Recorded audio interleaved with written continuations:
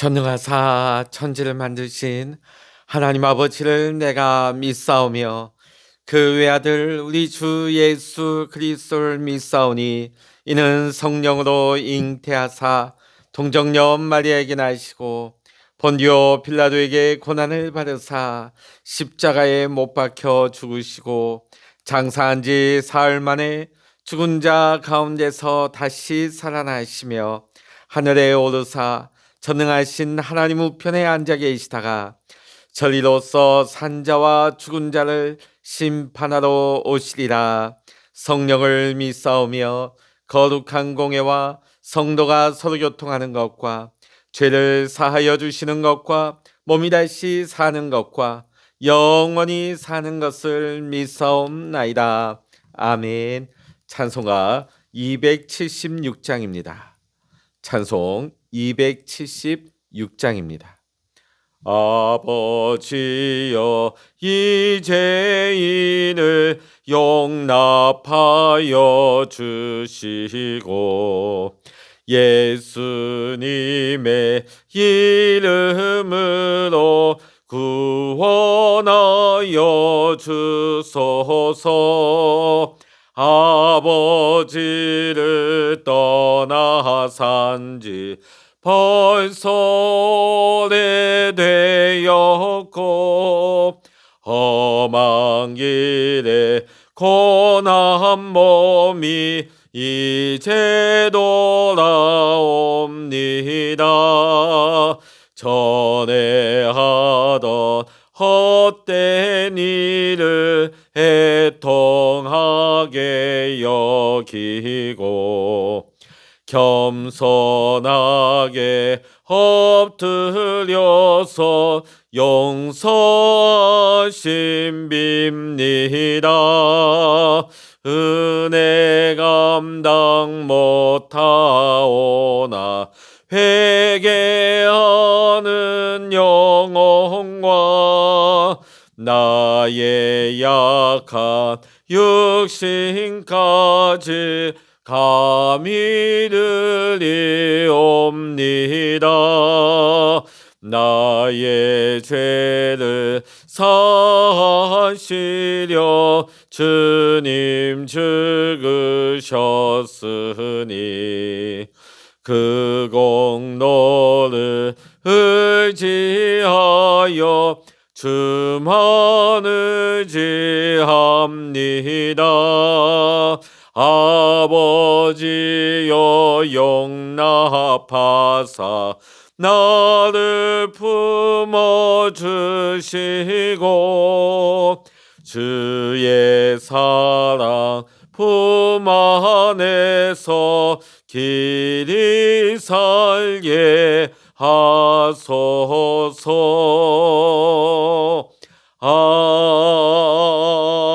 아멘. 이 시간 우리에게 주시는 하나님의 말씀 구약 성서 호세아 7장 1절부터 16절까지 구약 성서 1261면입니다.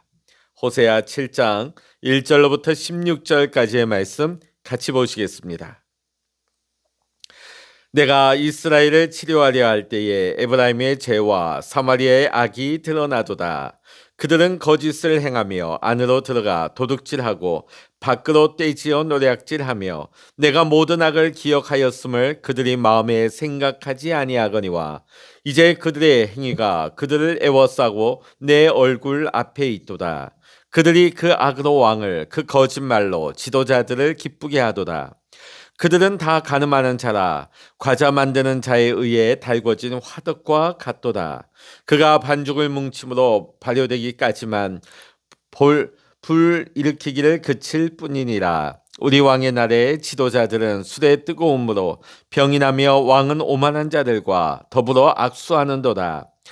그들이 가까이 올 때에 그들의 마음은 강교하여 화덕 같으니 그들의 분노는 밤새도록 자고 아침에 피우는 불꽃 같도다.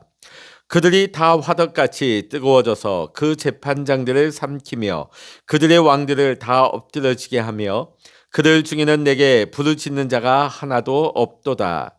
에브라임이 여러 민족 가운데 혼합되니 그는 곧 뒤집지 않은 전병이로다. 이방인들이 그의 힘을 삼켰으나 알지 못하고 백발이 무성할지라도 알지 못하는도다. 이스라엘의 교만은 그 얼굴에 드러났나니 그들이 이 모든 일을 당하여도 그들의 하나님 여호와께로 돌아오지 아니하며 구하지 아니하도다.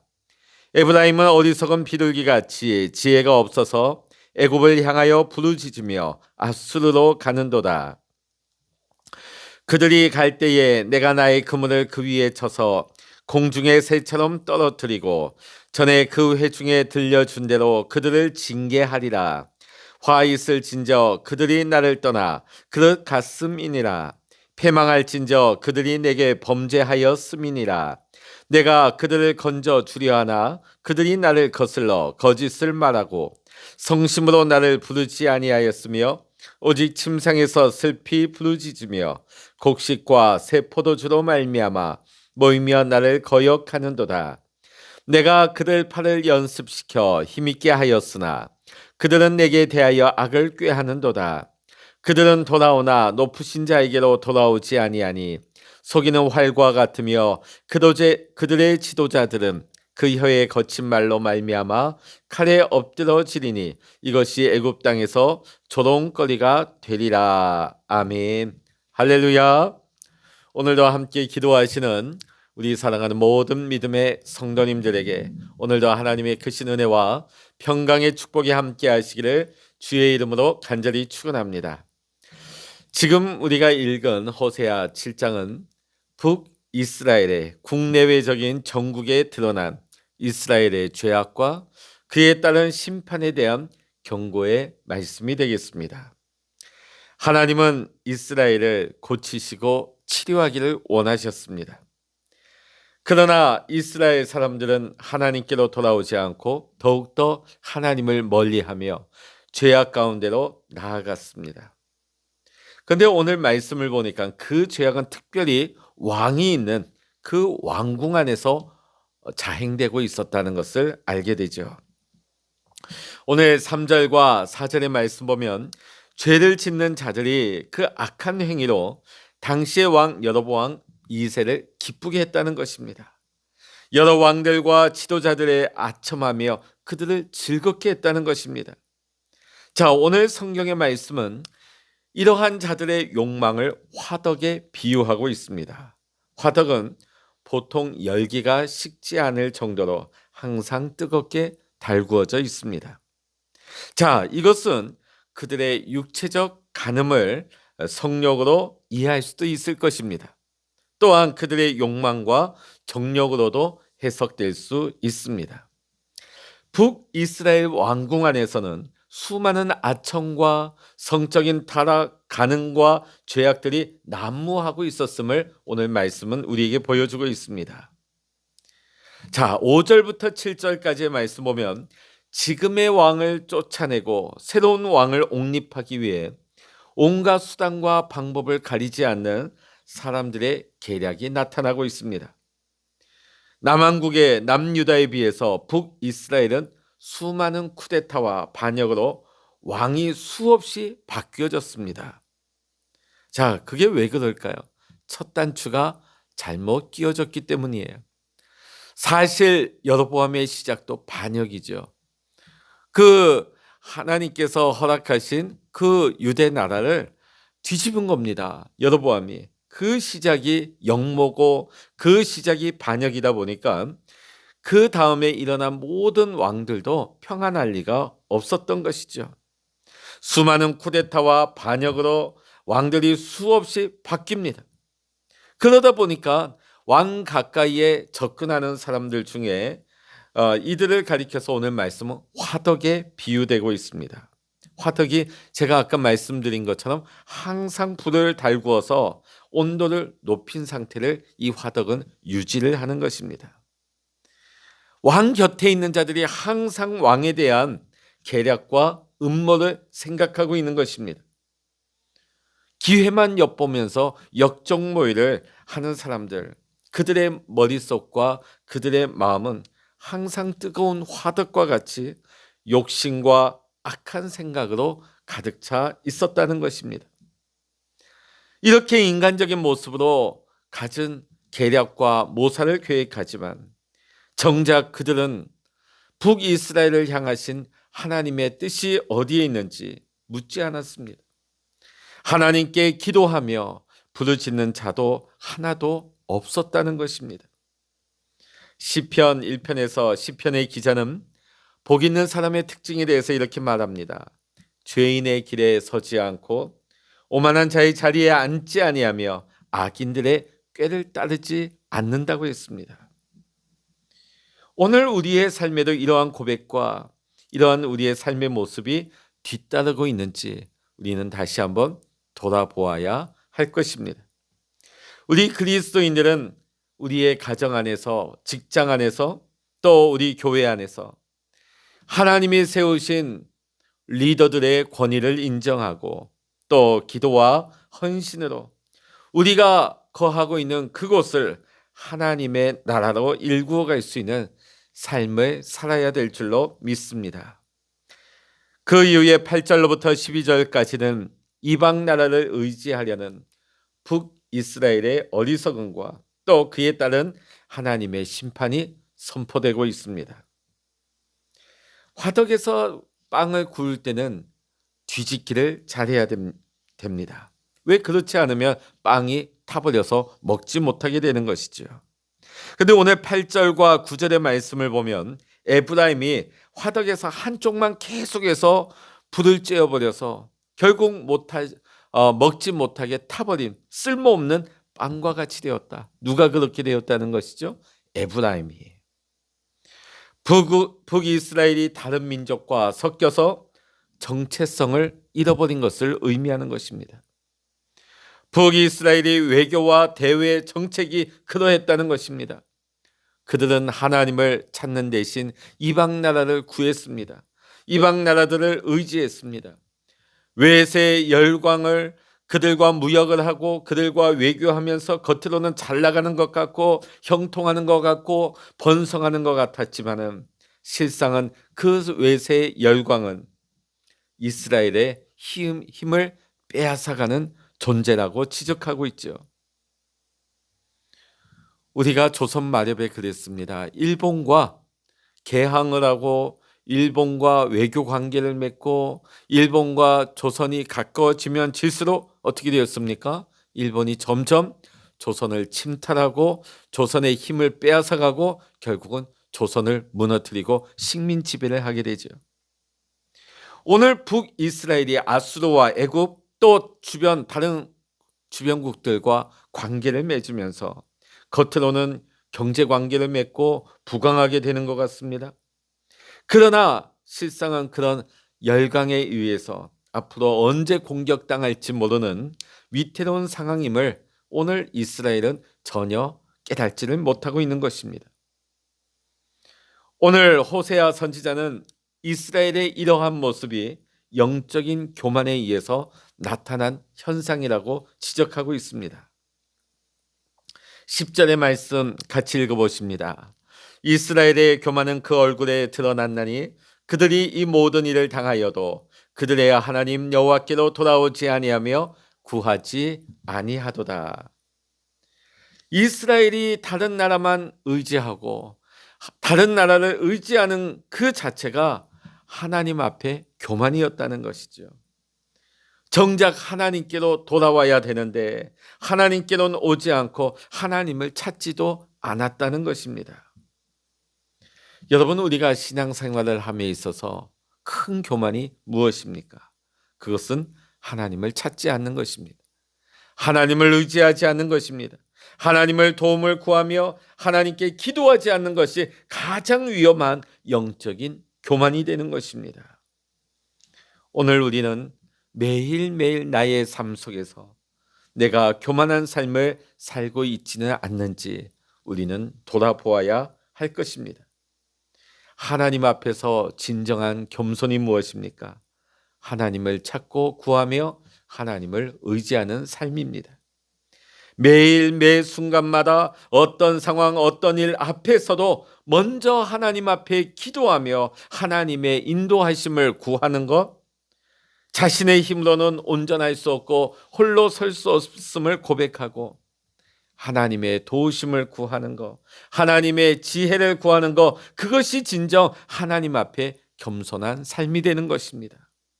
우리가 하나님 앞에 겸손한 삶을 살아가게 될 때에 하나님은 그에게 은혜를 베풀어 주십니다.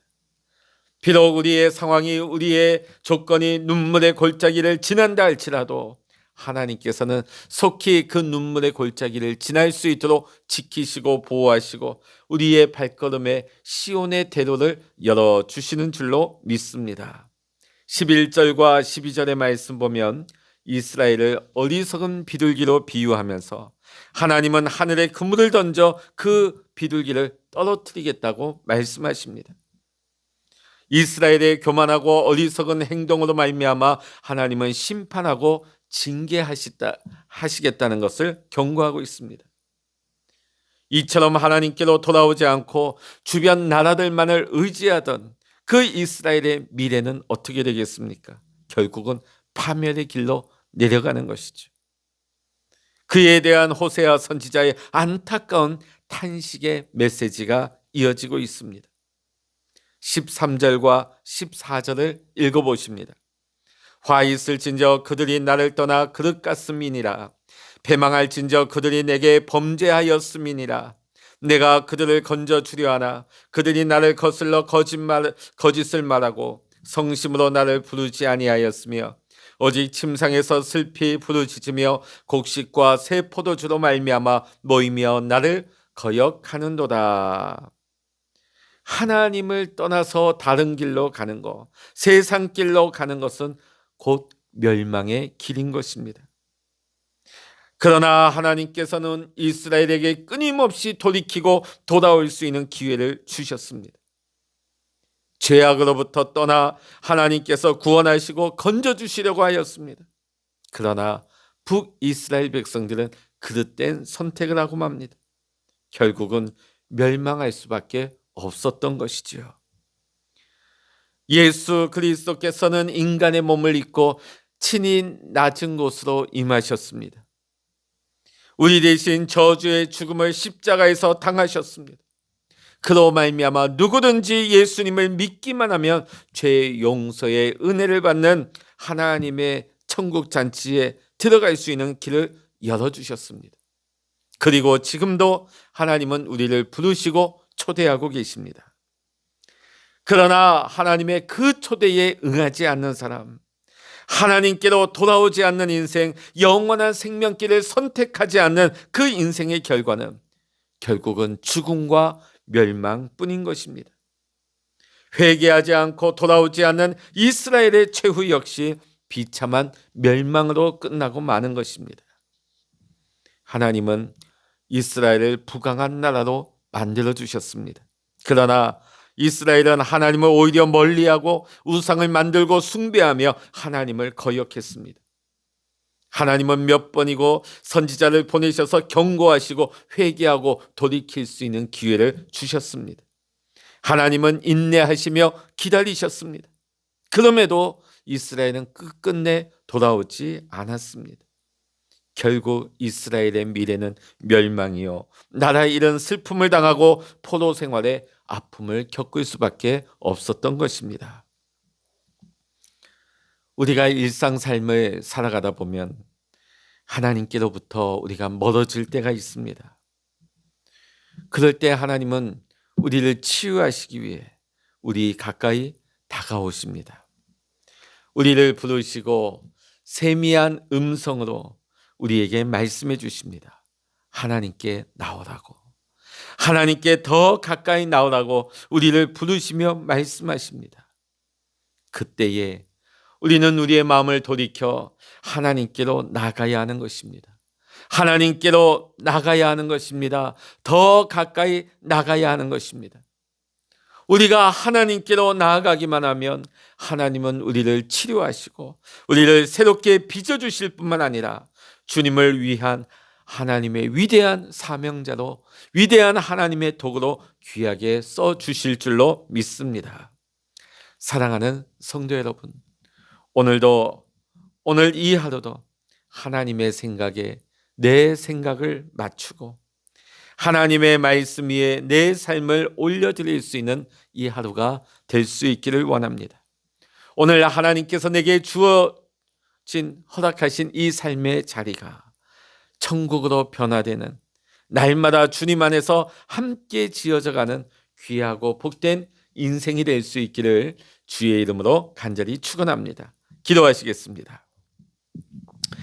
할렐루야. 하나님 아버지, 오늘 호세아 7장의 말씀을 통해 이스라엘의 죄악과 그들을 바라보는 호세아의 안타까운 마음, 또 하나님의 안타까워하시는 마음을 보게 하시니 감사합니다. 하나님은 오늘도 동일하게 이 시대를 살아가는 하나님의 백성들을 바라보고 계심을 우리가 늘 잊지 않게 하여 주시옵소서. 우리 역시 날마다 하나님께로 돌이키며 하나님께로 나아가는 삶을 살아가게 하여 주시옵소서. 우리에게 찾아오셔서 우리를 치유하기를 원하시는 하나님, 우리에게 돌아오라고 말씀하시며 오늘도 기회를 주시는 하나님 앞에 마음을 열고 마음을 돌이켜서 하나님의 음성에 응답하며 귀를 기울이는 우리의 삶이 되게 하여 주시옵소서.